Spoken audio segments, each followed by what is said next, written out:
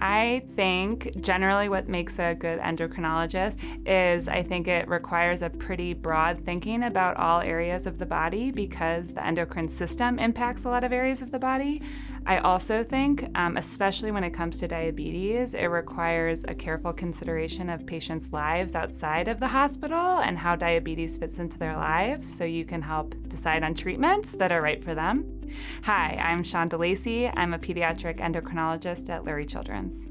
Within endocrine, I see both diabetes patients about half the time and then endocrine patients about half the time. And within endocrine, I see pretty much everything. So puberty, growth, thyroid, all of those things. Within diabetes in particular, I specialize a little bit in transitions of care. And so older adolescents and young adults, and then those with type 2 diabetes.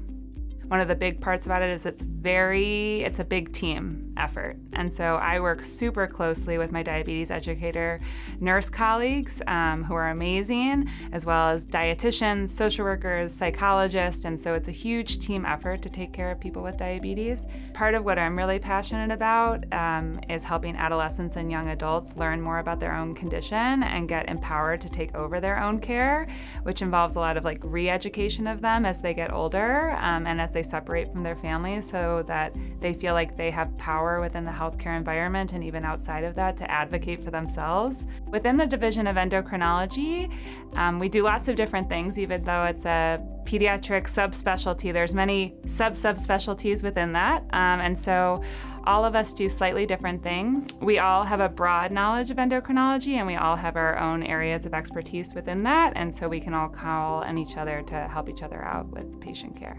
A lot of times we collaborate with different departments for more specialized diagnoses, and we're able to kind of have those cross-disciplinary discussions about patients. And so especially for more rare diagnoses, I think it's really a wonderful place to get care. Part of what I really love about endocrinology is, for the most part, everything that we diagnose is very treatable.